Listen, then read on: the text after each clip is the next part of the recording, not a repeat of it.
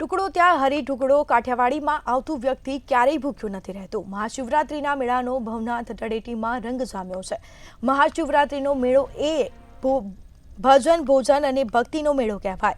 ત્યારે શ્રી આઈ ખોડિયાર રાસ મંડળ charitable trust દ્વારા છેલ્લા 63 વર્ષથી અન્ન ક્ષેત્રે શરૂ કરીને લોકોને શુદ્ધ ભોજન પીરસી રહ્યા છે। શિવરાત્રિના 5 દિવસ સુધી લાખોની સંખ્યામાં આવતા શ્રદ્ધાળુઓને અલગ અલગ ભોજન પીરસવામાં આવે છે।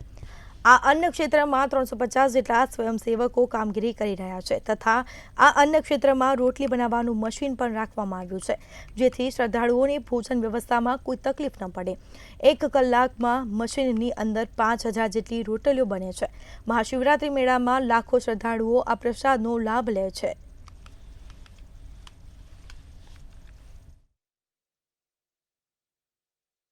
ભજન ભોજન અને ભક્તિનો ત્રિવેણી સંગમ એટલે મહાશિવરાત્રીનો મેળો, જેમાં હાલ ભજનનું જે રંગ જામ્યું છે, ભોજનનું આપ જોઈ શકો છો કે જે ખોડિયાર રાસ મંડળ આવેલું છે તે છેલ્લા ઘણા વર્ષોથી ભોજન છે તે જે શિવરાત્રીમાં આવતા શ્રદ્ધાળુઓને પીરસી રહ્યા છે।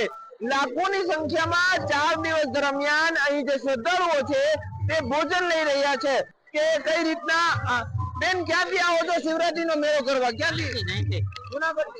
કેવું લાગે છે અહીંયા? સરસ। કઈ રીતની વ્યવસ્થા છે અહીંયા? સારી છે। આપણી સાથે અન્ય લોકો પણ છે, આપણે તેમની સાથે વાત કરશું। બેન ક્યાંથી આવો છો? જુનાગઢ। કેવું લાગે છે શિવરાત્રી મેળામાં? સારું લાગે। કાકા, કેટલા વર્ષથી આ અન્નક્ષેત્ર ચાલે છે? કઈ રીતના ભોજન હોય છે? કેટલી ટીમ કામ કરતી હોય છે? મારું નામ છે જાદવભાઈ મોહનભાઈ કાકડિયા। આઈ ખોડિયાર રાસ મંડળ ચેરિટેબલ ટ્રસ્ટ આ 63મો વર્ષ છે। 1961 થી પરિક્રમાની અંદર મહાશિવરાત્રીના મેળાની અંદર 5 દિવસ પરિક્રમાની અંદર હોય છે। અમારે 5 દિવસ શિવરાજની અંદર હોય છે। જે કાંઈ અમારે ફરસાણ કે જે કાંઈ મિષ્ટાન બનાવવામાં આવે છે એ શુદ્ધ ઘીમાં બનાવવામાં આવે છે। ગાંઠિયાને જે કાંઈ ફરસાણ બનાવવામાં આવે સિંગ તેલમાં બનાવવામાં આવે છે। અમારે ખમણ ને રોટલીનું મશીન છે। કલાકે 5 થી 6000 રોટલી ફુલકા દળા થઈને બાયણે આપે।